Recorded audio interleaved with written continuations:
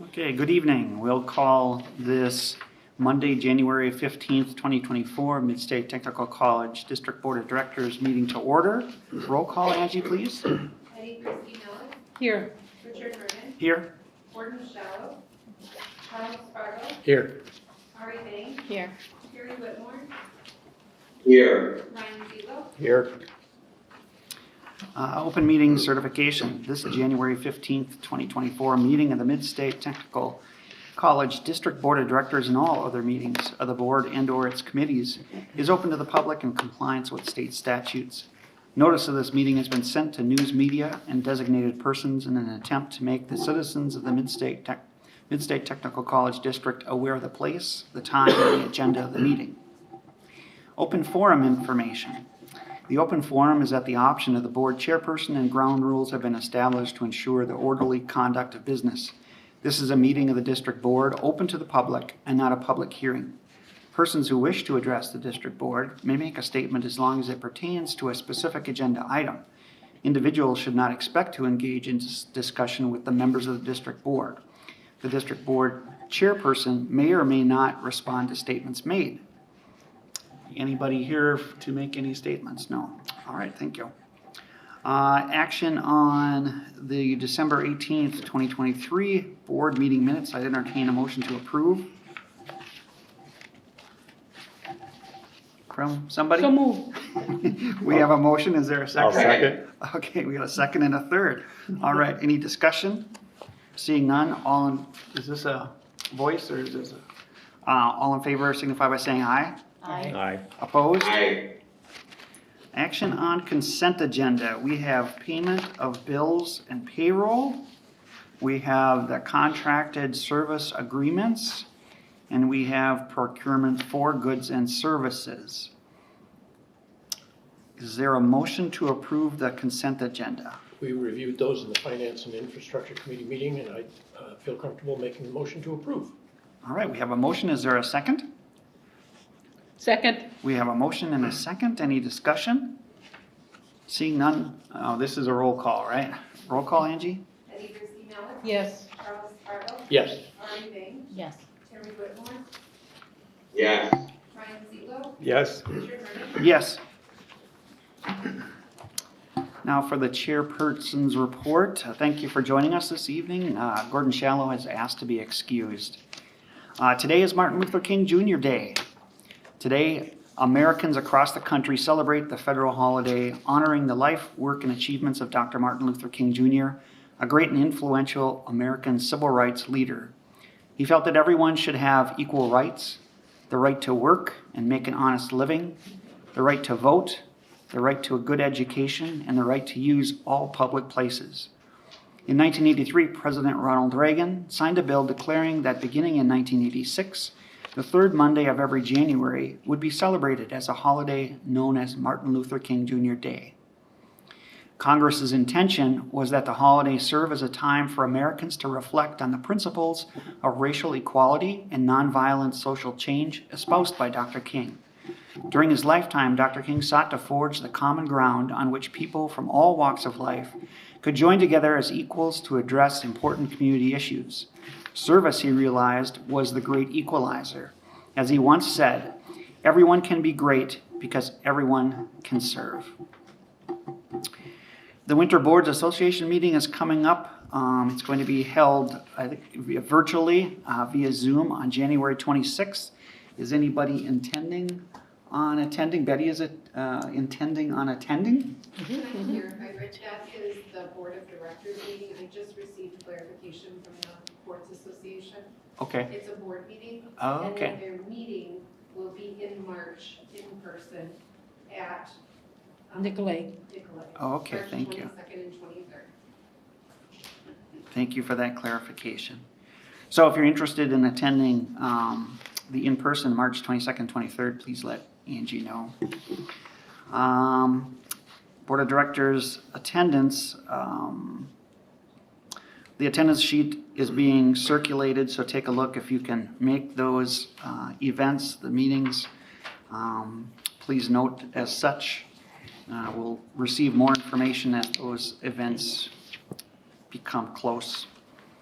If you have any questions, reach out to Angie. Our next meeting date is Monday, February 19th, and we're going to be at the Wisconsin Rapids campus there, Terry. Committee of the Whole will begin again at 5 p.m. with the regular meeting to follow. That's all I have. On to the President's Report. Shelley? Thank you, Rick. So just a few things to mention. First thing though, I hope for some of you were able to, I know you were able to make it to the Ameta tour, and hopefully you really enjoyed that. I think the project is coming along nicely, and I think when you walked in, I think somebody right off the bat went, wow, which is what we've been going for, so that was good. And I think just the colors, it definitely feels like Mid-State to me. So I don't know if any of you have any comments about that tour, but hopefully you are pleased, and now you can see what you have been approving and what we have been talking about. So. It looks much larger than I thought it was. Yes. I mean, there's that long hallway. That's impressive. The entire place was outstanding, just very impressive, amazing. Thank you. Yeah, I think very thoughtful layout, the engagement that's going to happen amongst the different areas. That you can tell there's been a lot of time put into the function and the impact that it can make, and not just the making a building happen. Yeah. Thank you. I really appreciate those comments. I'm sure the staff do as well. There have been a lot of pre-planning, a lot of just staying on top of it as well. And, a special thank you to you, Ryan. I know you're with us tonight, and he really has been that project manager working there and just being there on not a daily basis, but maybe 3 times a week type. So just thank you for that. It And just getting seems the like room numbers moving straight. so fast. It is, I think just our internal team, there's about 4 or 5 of us that get together, and, that January 24 fall of 24 was, it's, a year and a half out. And now here we are, we're moving now on the equipment is being purchased, and now we're talking about how do we work with the faculty to do move-in, and, looking at the week of July 22nd will probably be some of our ribbon cutting and donor tours. And so, yeah, you're going to see a commercial tonight. So excited for Ben and Bobby to give you not only a Stevens Point update, but Bobby will be sharing a Meta update. So a lot of good things that are happening. We also had SWIMA, which is the Central Wisconsin Manufacturing Alliance. Their board members, they had a meeting down here at our Stevens Point campus, and really asked to be able to see the building. So that, of course, would be local manufacturers. And they also very much were impressed with the building, impressed with the offerings, and just really impressed, I think, with how we went about trying to garner the money, right, to be able to put this up. When you think about this building, if you recall, a very small amount was really Mid-State money, which is so neat, and we'll definitely highlight that for you in the future. On January 8th, ELT had our mid-year retreat. It's a time where we get together and do a one-day planning and discussion for the future. We had a few different themes around financial sustainability, definitely on our minds, and really reviewing some of the things that we believe are things that we need to keep in mind. Also, we had kind of a theme that I brought forward to the day, which was really kind of thinking differently, which then makes you lead differently. And in this new changing landscape, some things that maybe we need to let go as far as old thinking, and maybe some things that are newer thinking, which again, newer thinking is partnerships.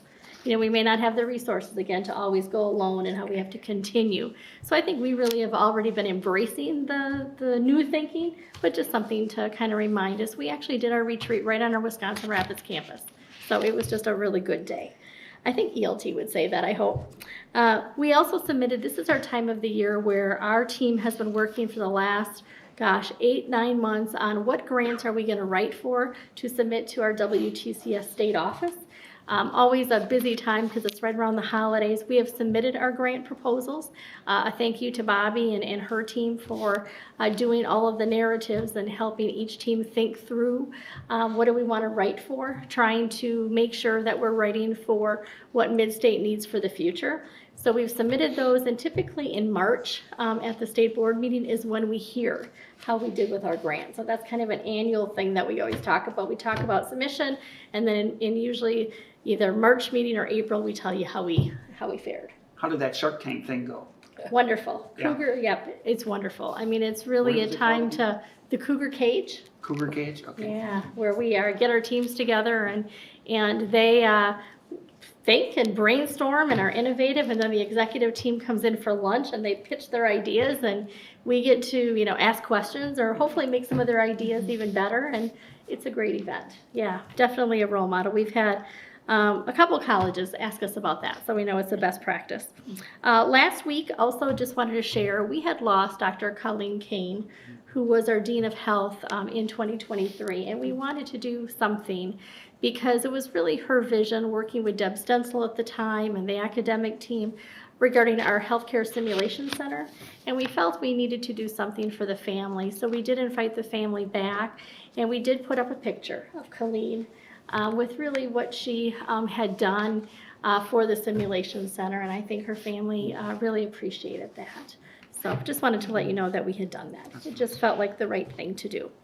We are in the final week of our winterim session. I can't believe it.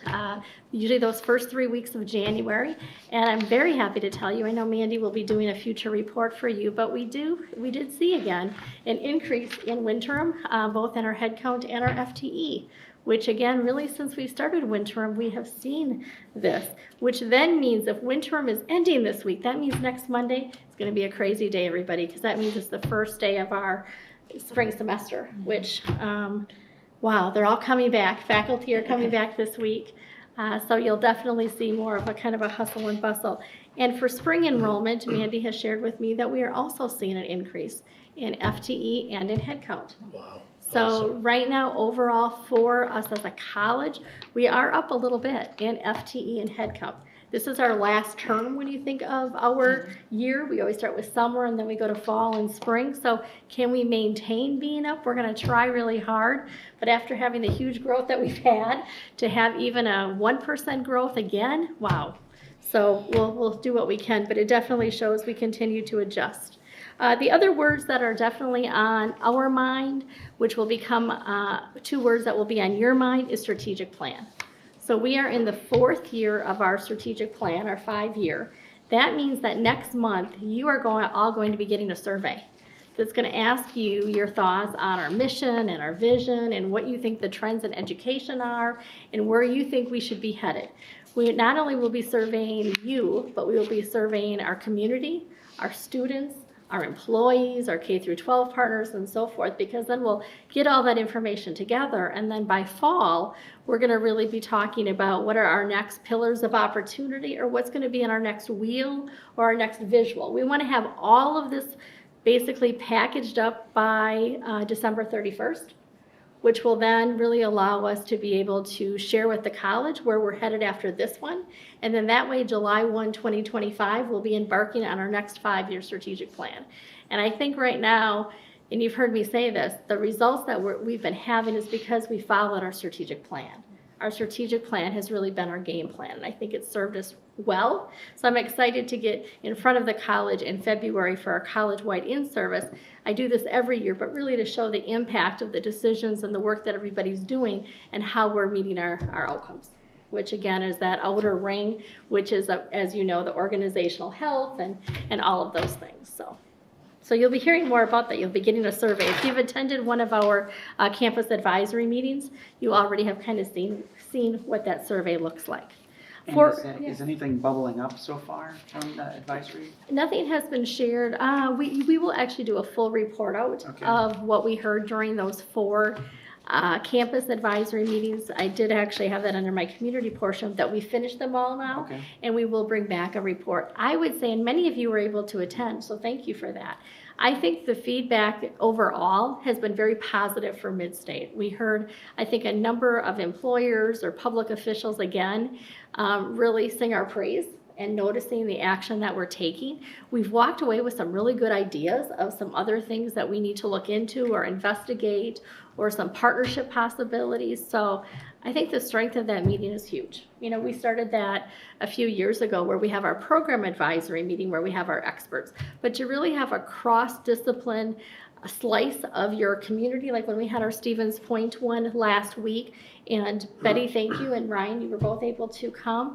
I think you would agree with me. You have Delta Dental, and you have the Worth Company, and you just have this multifaceted group, and they play off of one another. We had hospitality people, and yeah, it's really good. And those are busy people, right? They're busy people. So when you can get, 10 of them to come and sit down with you when you already know they're serving in other roles for us.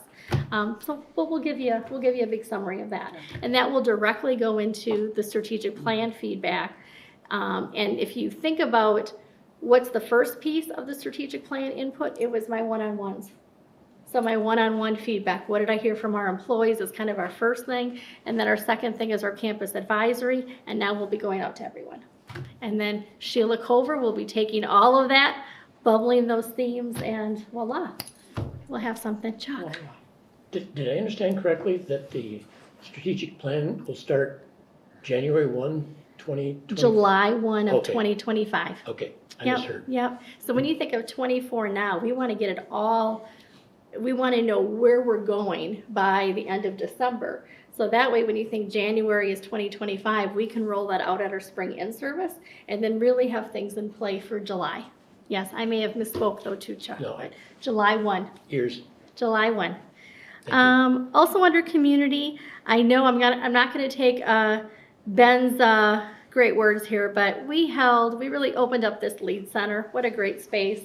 Kudos really to the academic team, Ben, on just what this space could be. But we had a conference last week, and I'll let Ben talk about it, but I know he had a lot of people here, and I already got an email that got sent to me, and I wanted to just read these 2 sentences because I think it shows the impact that this room and, again, what our conferences can do. I attended the DEI conference yesterday and was way is in all camps, way beyond impressed. It was fantastic. I'll send Ben a more detailed note, but know that your team nailed it. So congratulations, everybody. I know that's a lot of work, but I love getting these emails, I have to say. So I wanted to share that with the board because you've had great vision for this room. I think everybody would agree with that. For WTCS and President Association, so there is a state board meeting tomorrow in Madison from 9 to 12, and then there's president's meeting from 1 to 4. Both of those have virtual options, which I will be attending virtually. So I'm excited about that. We haven't had a state board meeting for a little while. We haven't had a president's meeting for a while, so I'm excited to kind of reconnect and go through our agenda. And then our president, Morna Foy, sent out a Happy New Year message to all of us, and I've asked Angie to go ahead and bring that up. It's just a few seconds, but I wanted to share that with you.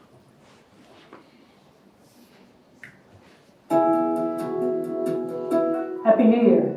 I'm Morna Foy, President of the Wisconsin Technical College System. On behalf of our 16 colleges and everyone in the Wisconsin Technical College System, thank you for supporting your local college, employers, and our students. 300,000 Wisconsinites changed their lives for the better last year with the help of a Wisconsin Technical College. And we couldn't do this important work without you. But we're not done yet. We are in a pivotal position to transform the future of education and career success in Wisconsin. Just as Wisconsin communities depend on technical college graduates for their essential workforce, technical colleges rely on their community's engagement. From mentorships and internships to program advisory committees of industry experts, all are critical to providing world-class technical college programs and delivering in-demand graduates. Where others see challenges, we see opportunities for innovation. Wisconsin's technical colleges work with local employers and community leaders to ensure success for all students. With new investments and your continued support, the possibilities are infinite. Wisconsin's technical colleges will continue to keep up with the changing needs of industry and our local communities. We will continue to innovate to meet the challenges ahead. And to do that, we will continue to need your support and engagement. Please join all of us in the Wisconsin Technical College System as we work to make 2024 a year of positive change and new opportunities. Happy New Year, everyone. So, yes, thought it was very nice, and I wanted to share it with all of you because it's all of your good work that really makes us also what we are today. So just wanted to share that with you all. So that would end my report unless there's any questions. All right, committee reports, finance and infrastructure. Chuck, are you gonna handle that? Yeah, I'm in for Gordon Shallow, who's away. We've already reviewed the consent agenda items. Next item is the treasurer's report. For the first time that I remember ever seeing it, there are no budget notifications for the month of December, which means the budgeted revenues, expenditures, and changes in fund equity, there are no changes. So that's easy one to pass right by. Accrued revenues, expenditures, and changes in fund equity, page 30, shows our changes as of month end. We're halfway through the fiscal year now. For the 6 months ending December 31st, the general fund accrued revenues exceed accrued expenditures by 1.75 million, reflecting differences due to timing of revenue and expenditures. It was shared that wages are at 49.4% of our budget compared to the 50% of the year that's passed. So we're doing very good there, just a tad under budget. For all funds, revenues total 43.2 million, representing 61% of the revenue budget being recognized or realized, and 35.9 million being expended, representing 42.4% of the expenditure budget. So in terms of total expenditures, we're well under the 50% budget through the year. But not all our expenditures are linear, they're lumpy.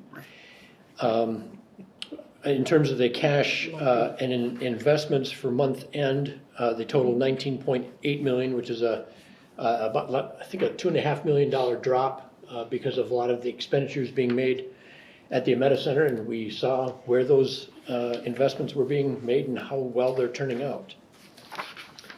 The next item consists of 2 bids and 1 RFP. Greg reminded us that when we go up for bid, we're pretty clear about what it is we need. There isn't a whole lot of need to do a big evaluation. It basically comes down to price. RFP is where it gets more complicated. You want to weigh a lot of different factors and score it. So in following policy and statute, the college uses 2 measurements, those 2 measurements for the procurement of goods and services. The 3 items today are related to equipment for the Ameta Center, and the following statement holds true for each in accordance with state statutes 38.18. Invitations to bid were published in the board designated newspaper, the Marshfield News Herald. The public bid and RFP openings were held as noted on the scoring sheets. The responses were submitted, documented, opened, recorded, and scored in accordance with college and WTCS policies and procedures. The committee reviewed each bid and RFP in detail and have recommendations to bring forward to the board. Please refer to the packet located at your seat for the RFP and the bid documents. The first one was bid number 829 for a 5-axis vertical CNC machining center to be awarded to Haas Factory Outlet in the amount of $117,236.94. I recommend that we approve that. I guess I'll wait for a second to explain. It's a motion. There's a motion and a second. Discussion, Chuck?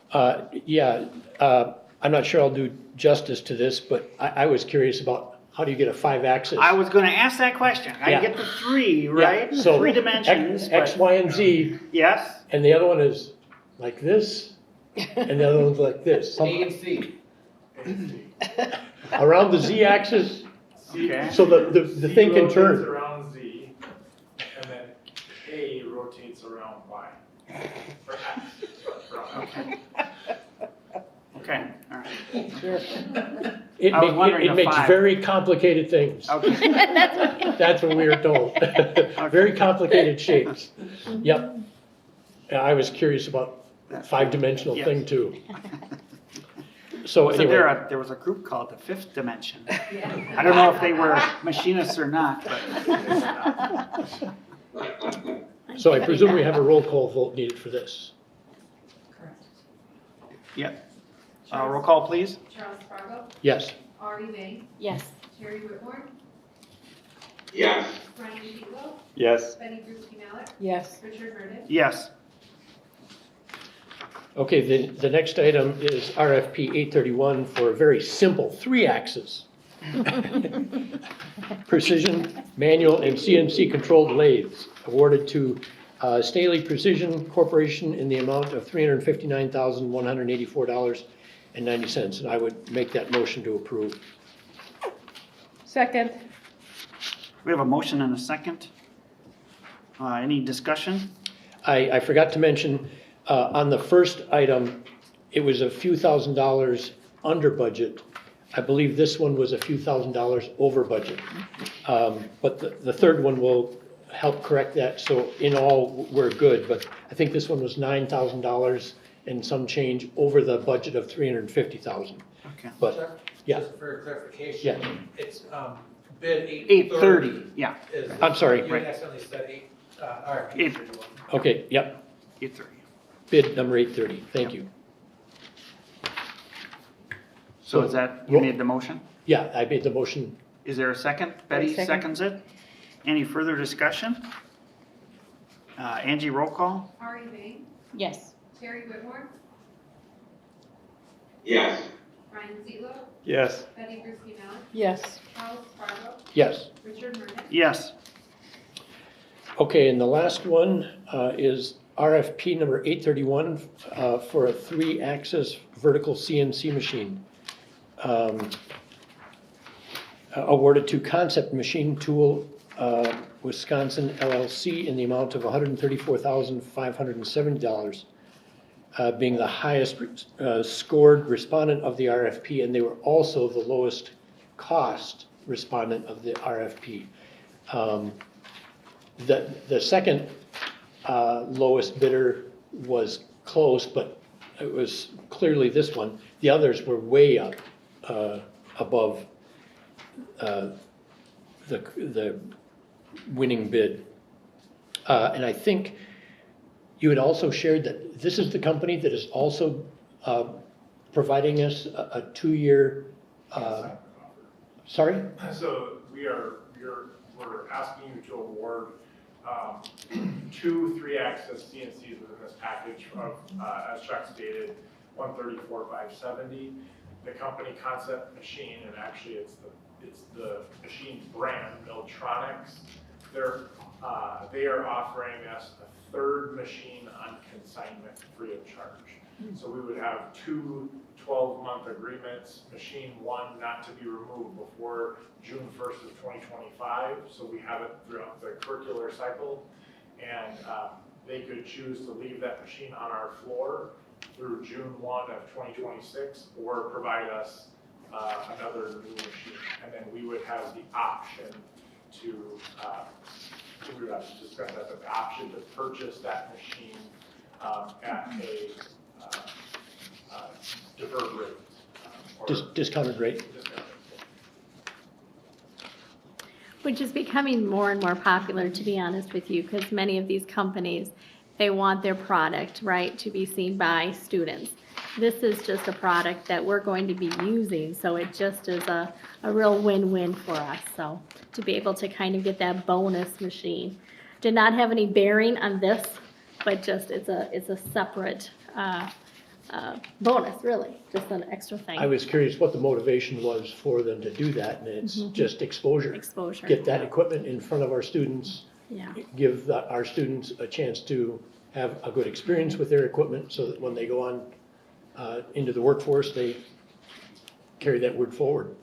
So what, from a process wise, so we just did a bid for the 5-axis, but this one was an RFP. What, Look at the next page, shows. Because there were different things that we wanted to look at regarding, remember, a bid is where it's price only. Yeah. And when we go for an RFP, there's different categories. So Okay. it may be what's the money that they'll give us on our old machine. are you able to meet this date? I think you had the different categories. One of the others was also local use of equipment. Okay, There are a what's- number of Marshfield area Right. businesses, or Central Wisconsin businesses Yeah. using this brand of machine. Okay. So that's why because I saw that it almost hit 100 on the score. I'm assuming, Right. yeah, the 100 max, They so hit, almost yeah. hit 100. so. Yep, they hit kind of the, yep, and that really is, Ryan working with Greg to really say, gosh, how specific do we Yeah, need to be? Is right. it cost or are there some other Yeah. things? And that's truly the difference between that bid and RFP. More categories that get scored. Yeah, okay. Mhm. Those good questions when you're asking. So we had a motion and a second. Any other discussion? Yeah, I was just wondering, then the Premier Machine Tool Midwest options, there's option 1 and option 2, is that similar kind of package? Yes, if you recall last month, we talked about Miller versus Lincoln Right. Welders. It was just, Premier offered us, I don't recall the brand names, but choose from brand names of equipment for this, so. Didn't meet specification and there was no local use of those machines, I think, if I remember. Okay. Good, good information. Angie, roll call? For the Or- actual, we don't have a motion on this. Oh, we don't? I'd make a motion to approve. Okay. There's a Second. motion and a second. Any more discussion? Well, this is the resolution authorizing not only the purchase, but the financing of it. Okay, There's a financing package. No, no. Wrong one? That's the next one. That's the next one, sorry. okay. Go ahead. Roll call. Terry Whitmore, yes, Ryan Ziegler, Yes. Betty Gruspina, Yes, Charles Fargo, Yes. Ari Neng, Yes. Richard Murray. Yes, Yes. Item number F, acquisition of equipment and execution of lease purchase documents. oh, that's that, okay.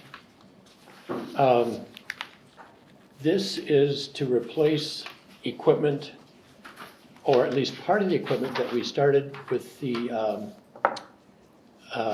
something experience. Connected Experience. Connected Experience, and it was like in 2017 that we started this. And it was financed for 5 years. Some of the equipment has already expired and had to have been replaced, but the teleconferencing part of it, they've stretched the life of it out 7 years. Okay, But this is to upgrade that with the more current technology or better technology, because teleconferencing is just as important, if not more so, than it was 7 years ago. So this is to both purchase and finance that. When we did it before, in 2017, times were different, and we got a 0% interest-free loan on it Yeah. to finance over the 5 years. Times have changed. It's 5 and some odd percent, I think it is. But that's relatively good considering what rates are for borrowing other things these days. Any other questions, or are there any questions that Brad can answer on this? And this was what we had introduced to you last month. If you remember, we had talked about that we would be bringing it back for you to be able to do the official vote. Yeah, thank you. I wasn't here for that, but Yeah. you all maybe have heard more about this than I did. Any other questions? so this is to approve this lease? The the resolution resolution. for the authorizing the purchase and execution of the lease purchase documents. Right, so the total price is 1.9 million. So help me here if 1.9 million, so that will be 5 annual installments of about 420 some thousand. And so we will just be planning for that payment, just in our normal capital. Capital budget. Yep, capital budget, just like we did with Connected Experience. So this again is to continue our telepresence, which of course is video conferencing. The reason we called it telepresence is because that was kind of the type of model it was. We're gonna not use that anymore. It's video conferencing capability. So this will upgrade our 21 rooms that we have, in addition to 3, I think, of our community engagement rooms, the L134, 135 in Wisconsin Rapids, also our Marshfield Community Engagement Room as well. So really updating all of our academic classrooms where we have the video conferencing, and then 2 or 3 of our community engagements for that 1.9 million. So again, we'll pay that over 5 years. And again, the interest rate was about 5.5%. If we lock it in tomorrow, maybe it'll be 5.6, you know, who knows, but it'll be roughly around that 5.5. And this was really the work of Brad working with Chris and Greg and the faculty. We did some demos to figure out what product do we want to move to, what features do we need, and again, this was the product, the Heartland through Heartland Business Services. System, sorry. So where does the old equipment go? E-waste. Yeah, Oh, really? yeah. Right now, because of 7 years, if it went down, Yeah. we cannot get equipment to Replace it yeah, unfortunately. or repair it. So 7 years is actually pretty good in that type of technology, but yeah. I don't know if that provides some information, just adding to what Chuck had already had told you. So this is really, to be honest, is a critical piece of what we do, and very happy with the cost and the financing we're able to do, so. I can't remember, did I make the motion yet? No. Okay, I moved. I didn't remember either. Got a motion and a second. Any further discussion? Did you say that this was actually cost savings from what we had? Oh, huge. I guess I can't say that, Okay.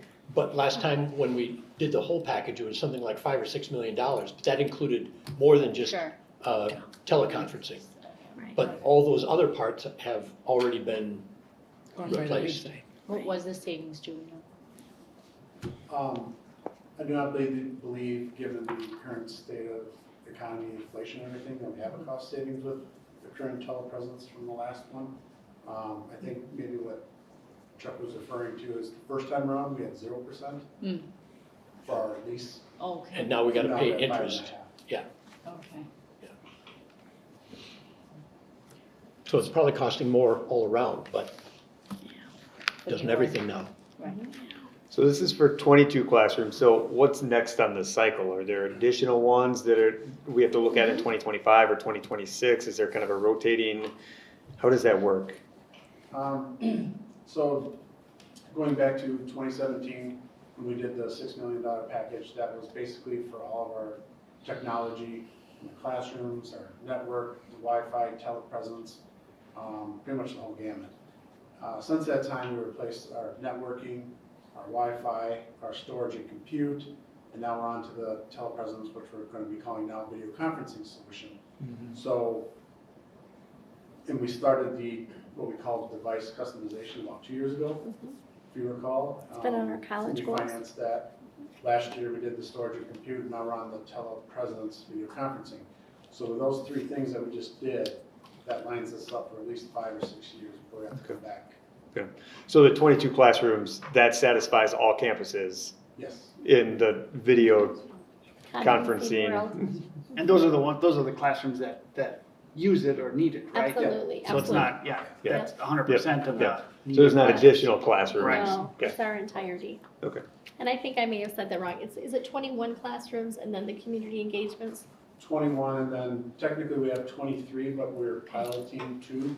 We're doing that this year, and that's not part of this, so. Yeah. Yes, this project is for 21, but in total we have 23.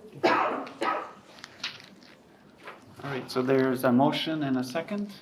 Roll call, Angie? Ryan Ziegler, Yes. Betty Kristensen, Yes. Charles Fargo, Yes. Ari Vane, Yes. Terry Whitmore, yes, Richard Murden, Yes. Okay, and I think we have informational item, The calendars? the calendar for our operating budget and capital budget are before you. The operating budget is has some color on it, and the capital budget is black and white. And just a couple of notes that I'll raise in terms of the operating budget. There's been a lot of attention being focused on that, specifically around the payroll part of that, because that's 80% of our operating budget. That was mentioned, but you see the schedule there to wrap up by May for the board presentation and the public hearing in June, at the June meeting. The capital budget usually goes first, and we're looking at either March or April for presentation to the board. And the ET is looking at a two-track option for the capital budget, whether we go all of this on our own or whether we get the EDA grant. And if we get the EDA grant with matches, it will delay some of the other capital items that we want to do. So based on whether we get the EDA grant, the capital budget will be ready for board consideration either in March or April. Is that I'm so fair? glad you brought Okay. that up, Chuck, no, because if you recall, with getting that approval to write for that EDA grant, we would have to have matching of 2 million. So that's why we're kind of having, gosh, what's our capital without that matching, and then what would be the capital plan without, with or without. So we're doing kind of two bodies of work, and then with capital as well, we're looking at, instructional costs, everything else is going up. We've got a meta, we've got, Sim Center, all those kind of things. So we bring it all together for you, but we will be able to show you all that. What's the timing on the EDA? Yeah. We're hoping to hear by March. So that's why we almost have to develop two plans. So, but we'll do that. Which one is Plan A? Plan A is that we're gonna get it. It's a, You never, always, that's always plan. And Plan then we say we don't have a plan B, but we really, this, not like a meta, we didn't have a plan B. This one, we're gonna have a plan B. So, show me the money. show me the money. Okay, and there were no finance implications for topics in other committees, so that concludes the Finance and Infrastructure Committee report. Thank you, Chuck. Academic and Student Services Committee, all right. Okay, so there's 2 items, and there's no anything for, there's nothing for consent agenda items, but there are 2 items for us, one informational, one to have for the board to approve on. I'll go with that one first. There's a request to submit documentation to the WTS for program approval for the Jail Officer Academy. This program is an embedded technical diploma program. This is a 6-credit program, will provide learner with specialized training that is necessary to seek certification to work as a jail officer in the state of Wisconsin. Mid-State currently offers 2 3-credit courses that will make up the Jail Officer Academy. Today, learners interested in becoming a jail officer will enroll in these courses as course takers. If approved, formalizing these 6 credits into the technical diploma will allow the course takers to leave Mid-State with a credential rather than just credits. The Corrections and Community Advocacy Advisory Committee approved the pursuit of this program in the October 24th, 23 meeting they had. Financial aid will be available to individuals enrolled in an embedded technical diploma that also pursue the full associate degree program. As these 2 courses already exist and are embedded in the associate degree program, no additional dollars for curriculum development, instruction, or other operating expenses are needed. And upon MSTC's board approval and submission work to the state office, we can begin to offer this program as early as fall 2024, pending WTCS approval. So I'd like to put a motion to the board for program approval for the Jail Officer Academy. I'll second. There's a motion and a second. Discussion? Is that a roll call, Angie? Roll call, please. Betty Grisky-Mal, Yes. Charles Spargo, Yes. Ari Vang. Yes. Terry Whitmore, yes, Brian Zebo, Yes. Richard Murray. Yes. Okay, and then the second item is information only. Do you have this at your desk? It is just for me. Oh, just for me. Okay, Okay, sorry. but you could describe it. Okay, yes. Advisory So, committee? I think everybody already knows about advisory committee membership here. I think most of you guys have been here long enough to see it a couple times come around. This is something that we present in September and then again in January. again, in September, we presented like half of the committees that we had, and then this is the other half. So just wanted to give you an update on the School of Applied Technology, School of General Education, and School of Hospitality. That's what's on this go around. There are 15 committees as a combination of these 3 schools, just so you know, and average number of advisory boards range from 8 to 11 participants in there.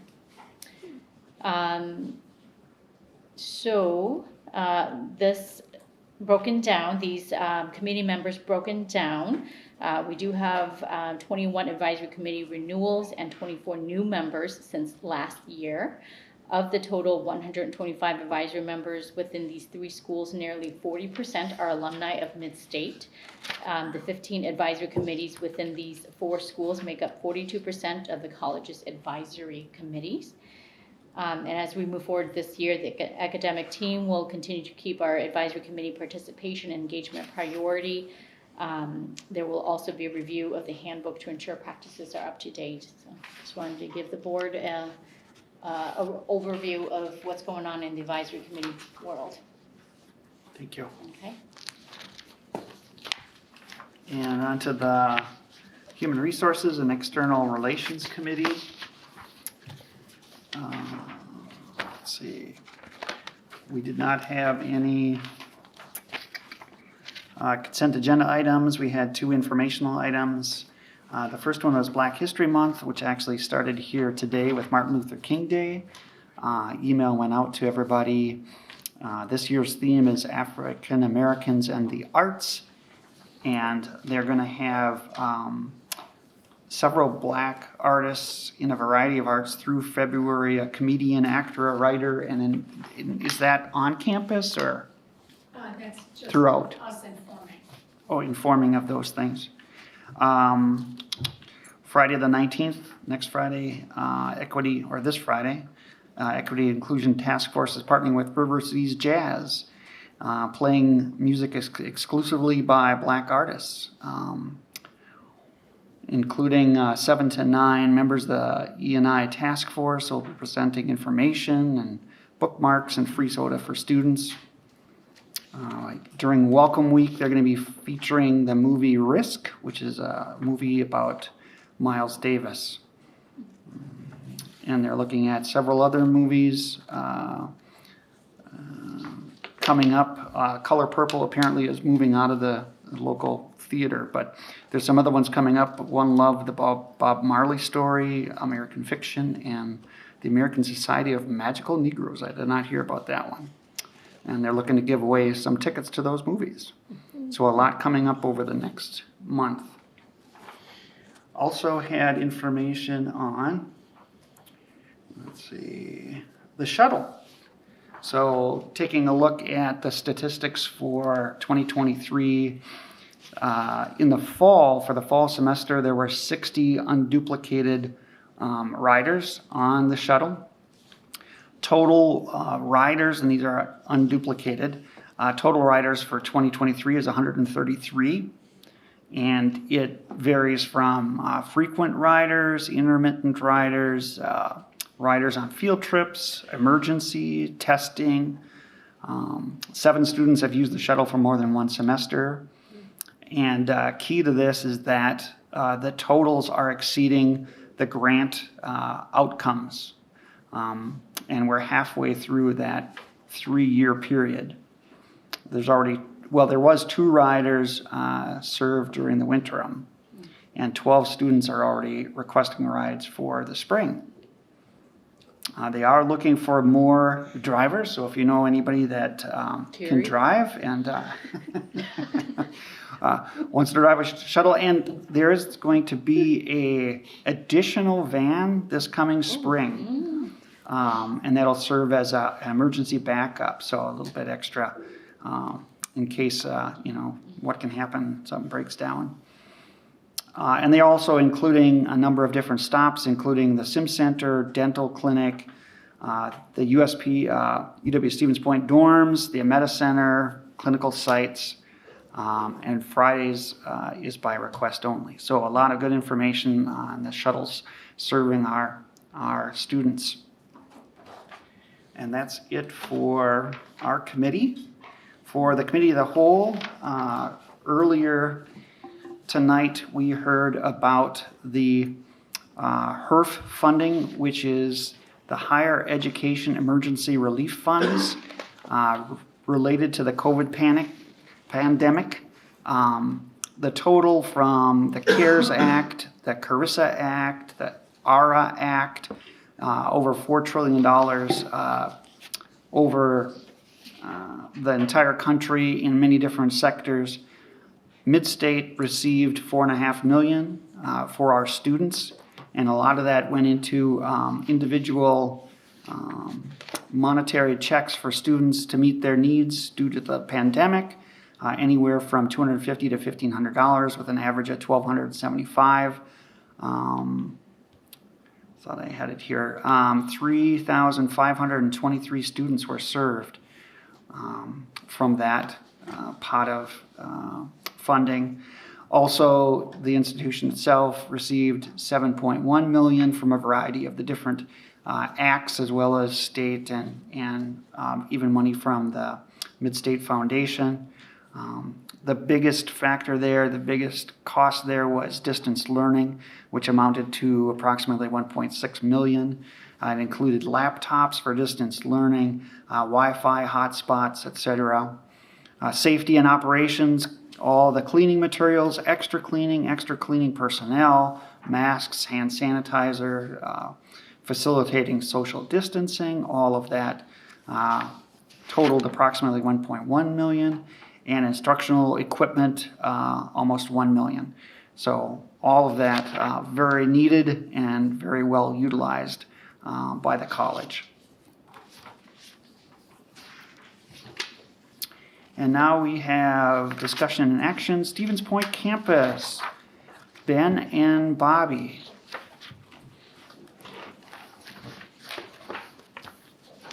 Get ready to be amazed, right? Oh, we get to see the commercial? Huh? You do. All right. We're gonna save that best for last. There. So Midstate Board of Directors, Dr. Mondyke, ELT. It's always a pleasure to address this board, to be able to share some of the things that we're doing here. But today is extra special because the first piece that we want to share is what's going on in the Lead Center. The first of many board meetings to be held here, and it really is a pleasure to start to launch this space. So we're going to have a number of firsts that are all going to be taking place. This is just the first board meeting. So is LEAD an acronym for something? That is my next sentence there, Richard. It's a setup, right? It's a setup, Yeah, right? okay. So LEAD is an acronym for Lead, Engage, Aspire, and Develop. And it really represents the 4 key areas and things that we're going to do in this space. So lead through our leadership development and business management program. So we intend to hold academic courses here. We're going to be selective in that. They're going to be part of maybe our Leadership Institute or our Leadership Development Associate degree, but we plan to hold courses here.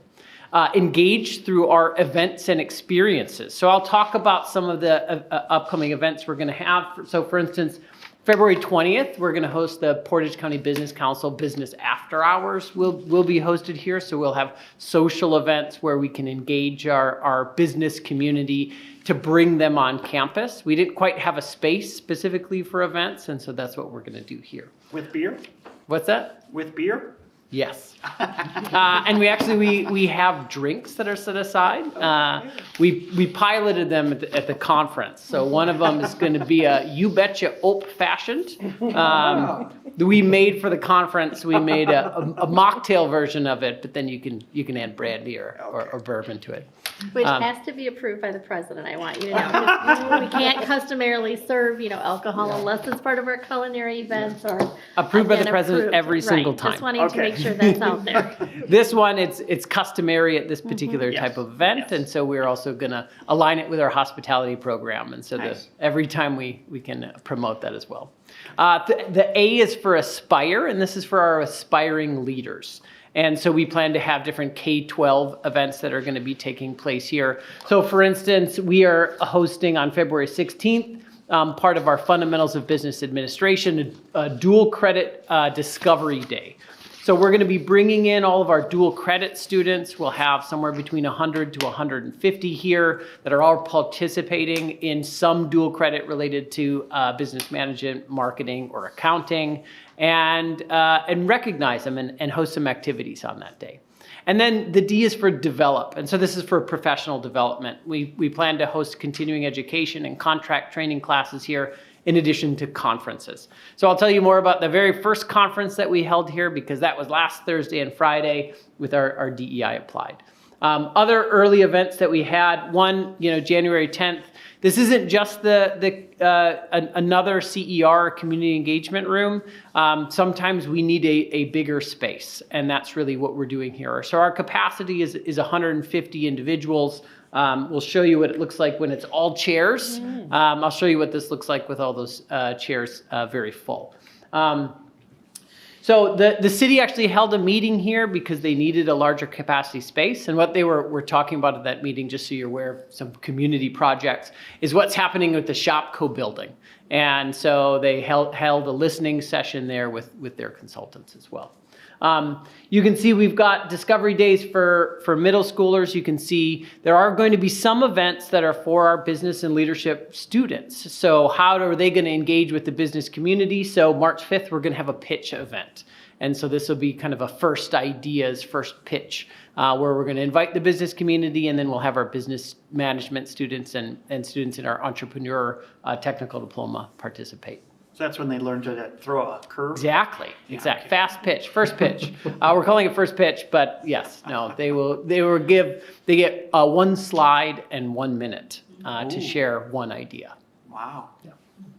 We're working on all the details. Our own Shark Tank, right? Our own little Shark Tank. That's like a compressed, yeah. So really that's what we intend to do with this space. It really exists at the intersection between our business community and our business students. And we always say that the intent is not to take the hand of the business and the hand of the student and put them together, but to create the fertile ground where those connections become inevitable. And so we need to do that with some of our planning. You can see we're getting off to a great launch. We're going to have all of the faculty here on Wednesday for a faculty in-service. We're just really thrilled that we're able to host these types of events on the Stevens Point campus. So any questions about the Lead Center, the space that we're in? Love it. Cost to rent? Yes, $50 an hour. Yeah. Modest. Very modest. One of the other things that was part of this is we exchanged spaces with the Academic Learning Center. So this was previously the Link.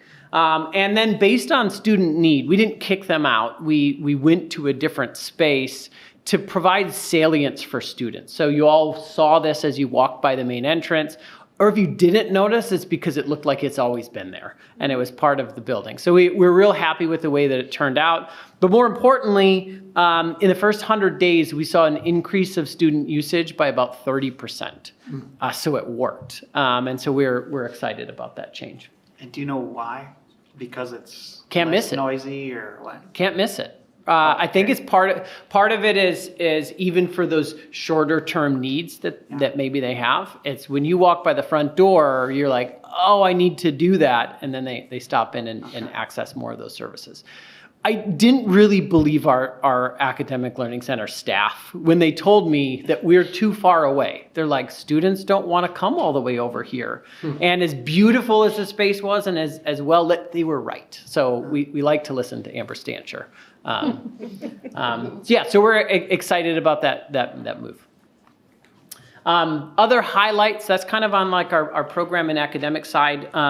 In terms of K-12 engagement, our numbers are generally up across the board. Last year we offered 89 dual credit classes. Now we're up to 96. We've offered 3,200 dual credits, and that's up from 1,861. That number almost doubled, so we're seeing a big uptick in our area. We've also seen recently an increase in our high school transition rate. And so a credit to Mandy's team and our high school outreach coordinators. They're really doing a phenomenal job across the board. I just wanted to bring up just a couple of sponsorships and specific events that are happening. So we sponsored the SPASH Construction and Geometry indoor golf event. So the students built mini golf indoors that then and we were a whole sponsor. And then all of the high school students played around, and then they also opened it up to the community. So it's one of those courses that we just love because students, particularly in the trades, are successful at math, particularly because of that class. That class has won some awards and has been recognized. So excited to sponsor that. We also sponsored the Amherst football field. We had a whole day planned where we were going to show up with grit and a t-shirt cannon, but then we got rained out. It was a terrible storm on a Friday night, so we're going back for a basketball game in a little bit. And as I mentioned, business and marketing dual credit Discovery Day will be here. Our workforce training numbers are up as well. So we saw a 34% increase in our contract training. We offered 31 contracts in our area. And so those have largely centered around leadership, CPR, early childhood education, blueprint reading, small business startup, and entrepreneurship. So we're seeing a growth in that area. I did want to give an update also on our conference center. So you see that building over there? Yeah. That's the one we're talking about. It's just on the other side of 3rd Street. So we held our preliminary listening and exploratory sessions at the end of November. And so now Hunt has that data, they've gathered all that data, and they plan to report their preliminary findings to us at the beginning of February. So we'll know a little bit more there. We'll provide some initial direction. It's still going to be 2 to 4 weeks before we get a final report from them. So I'm excited to be able to share that specifically about what they find out. And then also one of the workforce training opportunities that we have specifically here is a cyber range. And so we have a specific software that we can offer a simulated cyber attack. And so just like if you want to practice firing a gun, you go to a firing range. And this is the same sort of thing, but for cyber attacks. So we can have up to 10 participants at a time. They're on cloud-based machines, but it looks just like your computer. Everything's accessed through the cloud and via internet. And you're on your computer, and then boom, you get hacked in some way or another. There's a little bit of pre-training ahead of time, but then you have to figure out, how do I deal with this? What do you do? I mean, and so how do you fully simulate a real-life cyber attack in some form or another? So we have this new software, so we're going to be able to offer this. We've done one contract training, but we're excited to be able to offer this new service. For continuing education, we saw also a significant increase in continuing education, and that area looks like it's going to continue to grow. I would say that the reason why we've grown so much is because of some really, really unique partnerships.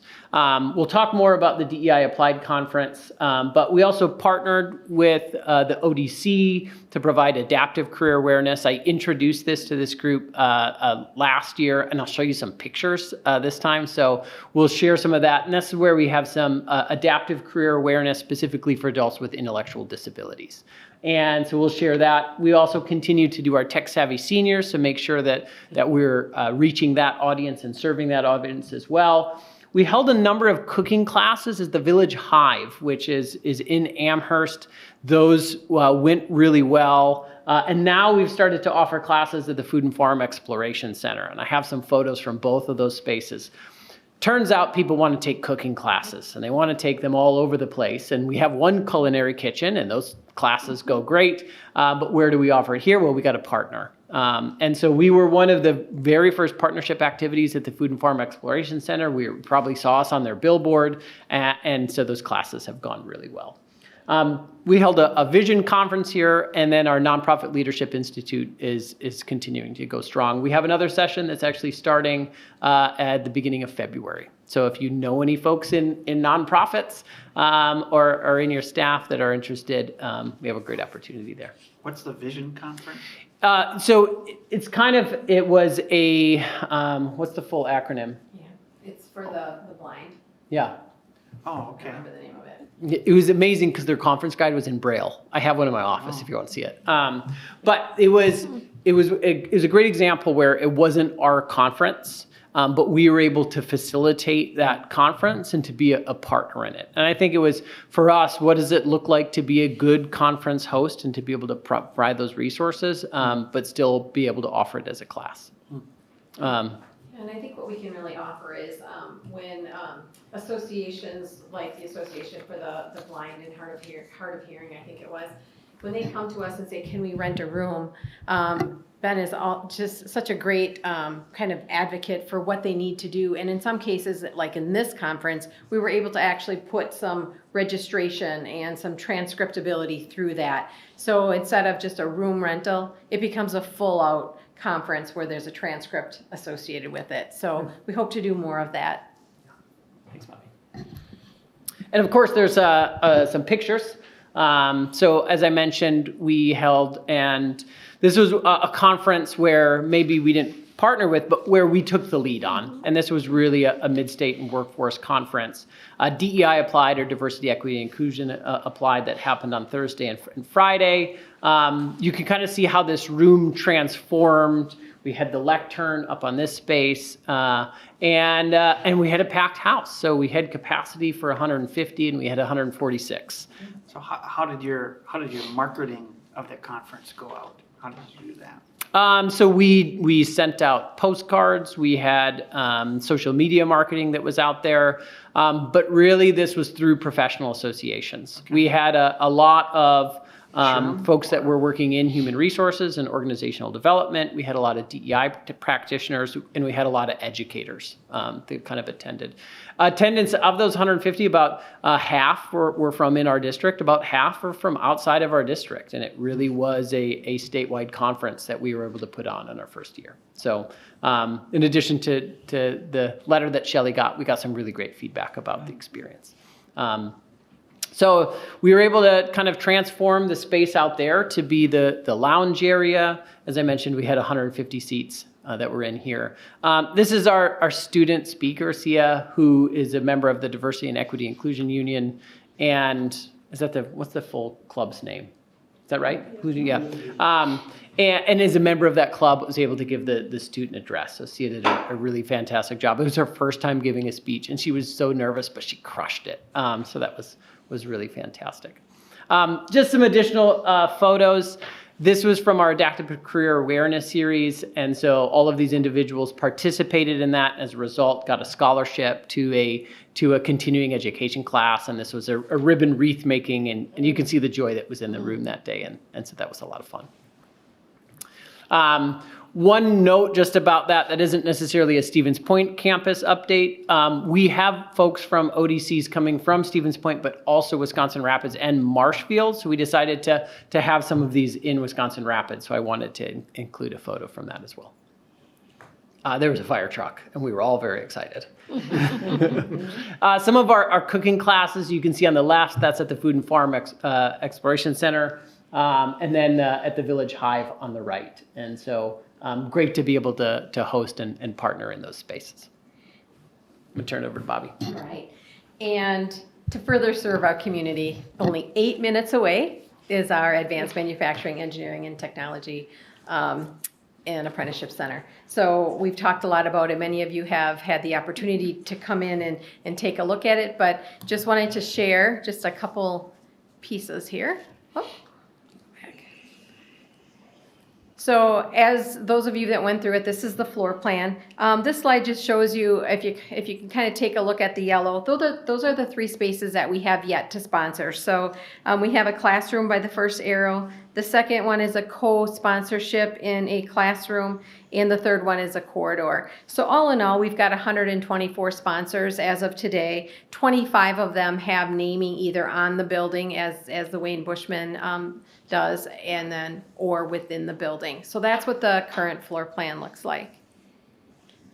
So the other activities that we're doing in and around is the construction and FFE update. We're on time and we're under budget or within budget. We're right where we need to be with this project. At your seat is the biweekly construction report. You'll have 2 of them, typically every board meeting. I will give you a copy of where we're at. If you've been in the building, you saw it firsthand. But if not, that's the update from Findorff. The tentative donor preview and the ribbon cutting and the open house, again, we are kind of fixated on that week of July 22. If we don't put a date out there, we're never going to hit it, right? So we are so excited for some sort of preview and to get the center open for classes that you heard Ryan talk about, which was the first week in August for some of our apprenticeship courses. Just an academic update, continuing to procure. I think you've approved three pieces tonight, 2 sealed bids and 1 RFP. That's amazing. Also mentioning that the staffing for the center is underway. Karen and her team is working to make sure that we've got the right people in the right seats for when we're ready to go. A couple marketing and outreach comments. We are public. So the billboard that's on I-39, that's at right around the exit 159, that little logo there in the corner, that's really what the billboard looks like. So that billboard is up. Why a Meta? At your seat, we also have created a document. And I want to talk about this document just for a moment because we are really looking to try to come up with talking points for every single audience that could use a Meta in one piece. And so this is something that we're carrying around, we're promoting to different groups that we're working with or collaborating with. But it really talks about not only the programs and the apprenticeships that we're offering and the upskillings and the trainings, but it has a piece about scholarships that are available. It has a piece about the embedded and standalone industry credentials. Now, as you recall, that was really something that was important to us, was to be able to have industry credentials in this building. And what the team has done in academics is fantastic. I mean, for 3 programs, we already have more than 1 credential. Yes? So the Certified Production Technician Plus, I'm not familiar with the plus. That the Certified Production Technician Plus, that is an MSSC certification. Right. And they have the Certified Production Technician and then the Technician Plus. So it's just advanced schooling within that program. Oh, okay. Right? So any folks that want to come in independently, they can get that credential there, or it's going to be embedded into all of the coursework that we're doing in the Advanced Manufacturing Technology program. So that's brand new for us. The same with the Precision Machining and Technician, Haas, right, our OEM and one of our supplier for our machine tool. They also have 2 certifications, industry certifications, that they provide certification for, and we're going to build that right into our programming. We're going to embed it, and we're going to be able to provide that to folks that are already in the field. And the same with welding with the state of Wisconsin. So we are really trying to promote all of the different ways that folks would come to the Ameta Center and why. Why choose Ameta? Whether it's coming in for credentials or a program. If they're business partners, you can see on the bottom that they could rent some space from us. They could work with us on securing grants for some more industry training. The backside is really geared towards high school students. We talk a little bit about and existing students. We talk about the shuttle. And then this piece where you see the grid with all of the paw prints, this is really a visual for our high school students that are taking dual credit. And if you look at the third one over, Intro to AutoCAD, that 1 credit, isn't it fantastic that those high school students that take that credit will go into 3 of our different programs. So if I were in high school and I wasn't really sure what I wanted to do, but I kind of knew the industry, that would be a great class to take. So you can see that a number of these dual credits classes basically articulate right into some of our programming. Bachelor's degree bound, so excited about the work that's been done with the 4-year universities for articulations. This is where we are at here and now. This is going to expand, but we can right out of the box say 3 of our programs that are offered at Ameta have that 4-year university transfer program and the amount of credits that are accepted. And the first one, for 79 credits, I mean, that's a boon for any student coming in. That's unheard of. And then, of course, the work experience and certifications, they count at Ameta, they count everywhere, but here we've got a number of different ways that we can take a look at the work experience and provide them with that credit for prior learning. So this is our kind of elevator speech. So this is a new piece that's out there under our marketing and outreach. We've also done some light rebranding. So if you see any pieces that are out, I put a new brochure, looks a little different. We have updated the information in it. We are still, like I said, seeking advocacy and sponsors for our program over at Ameta. Let's see. We have a 15-point media plan that's out and about, and part of that is a new commercial. So I am going to ask Angie to show the commercial. We don't grow by doing things the way they've always been done. We grow by pushing forward, learning new ways, better ways to do what needs to be done, to make what needs to be made. Mid-State Technical College's Ameta Center is a state-of-the-art training facility for the next generation of Industry 4.0 workforce, opening the door to an economic resurgence. Be a part of the revolution. What do y'all think? Yay. So we use our own people. You probably recognize some of our faculty. They were our students.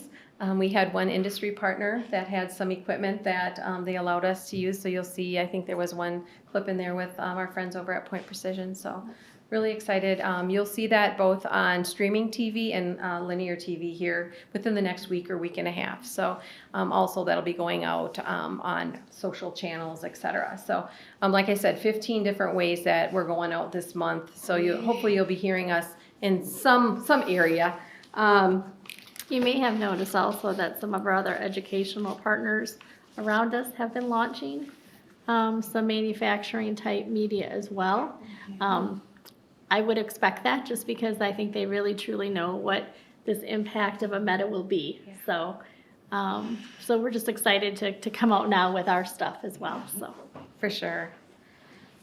And then finally, the outreach plan. Mandy's group has been working just really hard on getting out into the high schools and talking about Ameta and getting students that are all queued up. And we have something called the Bright Future Scholarships that are also available for students that can, if they want to start now, they can get some scholarship money now, and then they will be our transfer students into Ameta. Or if they start in the fall, they will get scholarships for a number of programs, new programs that are at Ameta. So really kind of putting our best foot forward there, and finally we're doing select tours just like we had today when prospects are ready to go, and we're working with Ryan to make sure it's a good time, not to kind of get in the way of construction, and it's a good, safe environment. We'll take them through and we'll sign them up.